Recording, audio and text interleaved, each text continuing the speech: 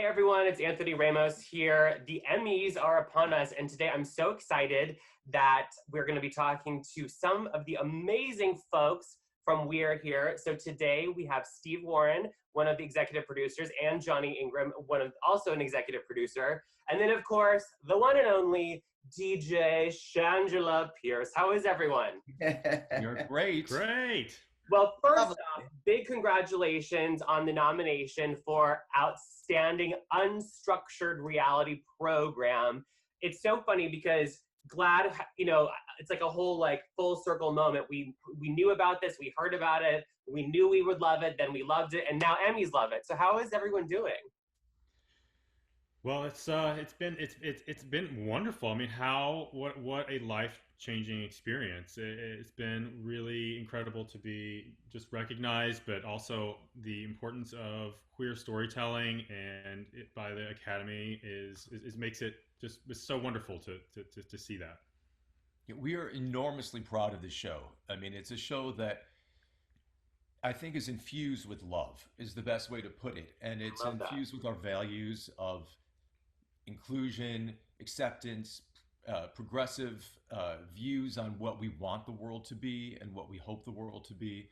And literally every single person who worked on the show, from DJ Bob and Eureka to the lighting people, to everybody, felt a passion for this in a way that I think surpassed anything that we've done before. And DJ, I think I heard a story that when you found out the Emmy nomination happened, or I think you were in a pharmacy or a drugstore in Texas or something like that. Is that right? Well, I've been quarantining here with my grandmother and my mom in Paris, Texas, near my family. And I was out at the nail salon getting a pedicure because in Paris, Texas, they're open with, certain guidelines and restrictions. So there I am in my mask, and I get a call, and I'm getting a pedicure, and I get a call from my publicist, Charlie, and he says, you guys have been nominated. And I was like, ah, and I screamed out in the nail shop, and the lady thought she had cut my toe. So she was like, oh, I'm so sorry. And I was like, no, baby, I'm nominated for an Emmy. She was like, lovely, that'll be $5 more. She's like, in that case, your manicure is $100. Yeah. Thank you, exactly. And, I just would love to talk to everyone about what this means, because obviously we have RuPaul's Drag Race. We have, which Shangela, I know, you were obviously a big part of that. And then to see that getting Emmy nominations, this show getting Emmy nominations, what does that say about what drag, how it's resonating with people and it's connecting on such a deeper level, finally? I mean, we've all known it's amazing, but now I feel like the rest of the world is catching up. Yeah, well, I'll dive in there. DJ. It's amazing. I think that to be nominated, to have drag have nominations with regard to mainstream award ceremonies like the Emmys and the Television Academy, that's, phenomenal. Any type of visibility, I think, is extra validation for us. I don't think we necessarily need it, but we can see it's very important. Because I remember growing up as a small gay kid in Paris, Texas, to see drag queens or any gay life be celebrated in a mainstream form, that gives, even greater validation to our community and needed, well-deserved recognition. So that being said, I'm thrilled. And to be able to have been a part of RuPaul's Drag Race and to now have this amazing show with such heart and real, raw emotion, and telling these great stories, I couldn't be prouder in this moment.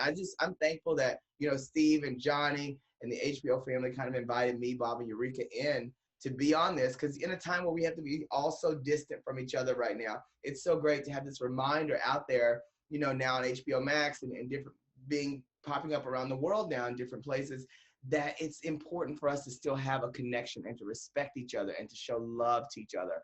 All of that is really important. Yeah, Steve and Johnnie, do you want to add anything about that? Because I totally agree that there is so much heart and there's so much love in We're Here. There's a moment, having grown up in a small town, and when you sort of start to identify as queer or LGBTQ, and at some point you're going to end up at at a drag performance, and to see, you know, the evolution of drag from what some will experience first as a small town drag show to seeing just the spectacle from RuPaul's Drag Race and elevation of the drag art form, even to the Met Gala we saw last year, and just sort of the idea of camp. And finally, I think drag is getting, you know, the respect it deserves as an art form, but having and taking that art form and telling stories with it and moving people and evolving it shows that it's limitless, and it's important, and it's just as American as apple pie. I love that. Drag is just as American as apple pie. That is the best line I have heard all day. Absolutely. I think that's the biggest part of it, because I think, and you know, I want to talk, actually, before I get ahead of myself, I think the fact that the show is on HBO is truly such a big deal, because HBO has such a tremendous reach. And I think the beauty of it is that because of HBO, it's reaching people that maybe have never even seen drag before and are maybe stumbling upon, you know, this amazing life and culture for the first time. So I agree. I think that HBO gave us the ability to reach people we never would otherwise reach, and that people will see it, you know, pop up on their screen of saying, oh, there's a new show on HBO, and they look at it and they have an expectation as to what it's going to be because it is HBO. Right. So that it's brought people into the fold, and people who had never experienced a drag show seeing this for the first time. And we wound up getting, I mean, there have been some messages we've gotten from all across the world that have been so incredibly touching. Like DJ sends to them, you know, some of the personal ones that DJ gets to us, but you know, we've seen so many, and like one in particular struck me where there was a man who's like 24 years old, who I think was a Marine, and he said his mother watched the show alone, and that after she watched the show, he didn't ask her to watch it, she just happened to watch it. As a gay man, he heard from his mother for the first time that she called and said she loved him. Wow. You know, how beautiful. And that's so beautiful. And that's why I'm glad, you know, we work so closely to make sure that programs like this are being made and amplified, because we know so much of what their hearts and minds are made up because of what they see on TV. I just jump in there real quick, Anthony, and say a big part of the blessing about us being partnered with HBO, and I remember Johnnie and Steve both were committed to be like, and you watch, it's gonna have a home on HBO, and you know, yay, okay, I didn't really know how all that works and if it was really gonna happen. You know, we get so many projects that come across our desk and everything, but they were so committed to making sure this had a home. And because it is with HBO, a lot of times for myself included in drag world and for us familiar with LGBTQIA stories, we see us a lot and we're seeing more of us and it feels great. But you know, when last night I was watching Lovecraft Country, was a new show on HBO, amazing. And I'm scrolling through there, you know, in the new picks or what to watch, HBO, and we're here. And we're in a great group, and there is a lot more diversity and inclusion, but there isn't a huge amount. If you're mainstream Joe living in the Midwest who just happens to scroll through some of your stuff, you could scroll all day and never run into a gay program. Right. But because you have HBO, because we're so like right there, because the show's been so well received, it's amazing to know what reach we now have into places that we would have never had spaces in before. Absolutely. And, you know, I have to talk about, because I think the show is so successful for so many reasons, but obviously the chemistry between DJ, Shangela, and Eureka and Bob it's like electric and magic. And, you know, I would love to, well, maybe I'll start with you, DJ. What is that bond like? Because the three of you really just click so well when you're going into these towns and, you know, doing your magic. And it's such a great bond to watch. Well, you know, Bob, Eureka, and I have all worked together before. We're all from the Drag Race family. We've toured, sometimes, you know, run into each other on tours. But I got to call the matchmakers, Johnnie and Steve over there, because they really had this vision of, we want to have Bob, Eureka, and Shangela together. And I remember when they invited us to their home to really pitch the project, you know, they had it up on the big screen, you know, the PowerPoint and all this. And we were all like, oh, so us three. Okay, cool. And the fact that we all worked together, that first pilot episode really was like, you know, it's like having stepsisters, and then all of a sudden you're in a blended family and you're living in the same house together. So you have to figure each other out. You know, I love Bob and Eureka, and I think one of the biggest things I admire about the both of them is their work ethic, and we are show queens, okay? We love to put on a good show. We are entertainers, and we're very passionate about the way that we work. So, one thing was being on-air talent for this, but another was HBO invited us to be consulting producers on this show because they wanted it to feel, as authentic as possible, both off camera and translate to what came on the screen. So the three of us really learned how to work the best way together because we're all very driven, powerhouse kind of divas. And I really credit, Johnnie and Steve to that because we were literally brought together like this and we made a beautiful family out of it. An Emmy-nominated family, everyone. I love that. I have to talk. We know season 2 is going to happen. I know we're in a little bit of a pause moment with this current world of COVID, but I think things are hopefully allowing things to happen. What are the plans? How are you going to kind of, keep with the same heart of the show, but maybe, change it up for season 2 a little bit or not? Well, we have a lot of really exciting opportunities out there. I think now that I think from season 1, it was a lot to ask of someone, to come to be a part of this family and to express their identity in front of their communities, on national television, and and hope for the best because they didn't really know at the time when we were filming the show what the show was about or the heart of the show and the impressions we were hoping to make in these communities. And for season 2, I think the floodgates have opened. I think a lot of people are very, very excited about us coming to visit their communities. We've gotten a lot of people just reaching out to us, blindly. I think we also did a post on social media as we are currently casting and looking for the next stories and communities to explore and to invite this wonderful.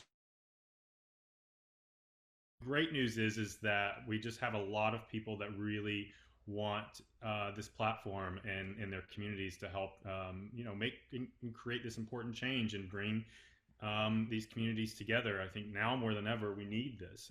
We're seeing this coming up in this election year, how important it is that we all need to come together and organize, even and not only just in the big cities, but in these small communities. And a lot of times people just hold all this tension and forget that they are surrounded by such a loving, warm community right there in their own town. So season 2, we are very, very excited about just getting back out there and showing that the importance again of drag and in these small communities and shining a light on very important stories. What we've also seen now is that there are so many stories that are untold, and that when we found Nate in Shiprock, or Erica's story, or in Gettysburg, there's so many different stories that are aching to be told, and that at first blush you think, oh well, how are we going to do this differently? What are we doing? There's an infinite variety of stories that we're finding, and we're so excited because giving voice to those who don't have a voice is exactly what We're Here is about. That is so true. And I know my mind is I'm they should go here. I wonder what, it's so great because there are so many people who need to have that little boost of confidence and have their story told and have their lives changed, basically. I can't wait to get into the international versions. I was going to say, I feel like that's going to happen at some point. Let's, go abroad. But, since you brought up the election, DJ, I would love for you, because, I know there's a lot of people that are going to be watching this, for you to remind everyone, LGBTQ, especially people, why they, need to get registered to vote. If they're not, hopefully they are already. And if also, November, go out and vote. Well, I just want to remind everyone, baby, listen to me. If you haven't heard it before, Shangela's going to tell you right now, your voice matters, okay? We could look at statistics all day long and see how many more people could have voted, especially from the LGBTQ group, that could have swayed the previous election. We all know what the last 4 years have been look like. I don't feel that we want to have a repeat of that for the next 4 years. I beg of thee. Please know, all of us are under attack. All of our privileges are under attack. All of our rights are under attack. So be with us You know, be a good citizen, be a good person, and get out there, get registered to vote. It's not that hard. There are lots of ways for you to figure it out, and then join in the vote. When we win, and I want to say that when we when Biden and Harris win this upcoming election, you want to be with us celebrating. Even if we have to still be socially distant during that celebration, honey, that celebration is going to be with us. And you don't want to be left out, if to be that one deciding vote that didn't push us over to get us to a better day. We're here is all about love, compassion, respect. In a lot of communities, we're not seeing that right now. We're not seeing the even, acknowledgement of the Black Lives Matter movement, of the Trans Lives Matter, and that so many people from different communities, especially from our community, are being hurt and being trampled upon right now. So with that being said, baby, register and then vote.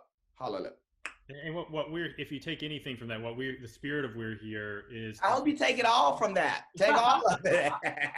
But We're Here is about one America. It's about we can all exist together. We have to learn from each other. We have to take the time to go and visit the communities that we've left, and help bring people into our world and show them what a wonderful world it is and how much love there is to give. I think that is the message of this show. This is not two Americas. We can exist as one, and we will be having a great party, hopefully, in November. Yes, and before November, hopefully we're having a great party for you guys after the Emmys. And just, big congratulations again. It's been, on behalf of everyone at GLAAD, I know it's been so exciting to see, kind of hear about this idea that the two of you had, and then to see it happen, and then have the Television Academy and the Emmys just love it. So congratulations again, and reminder everyone, the Emmys are September 20th. And We Are Here is nominated for Outstanding Unstructured Reality Program. So fingers crossed. Thank you guys so much. We'll talk really soon. Thank you. Bye, Anthony. Bye.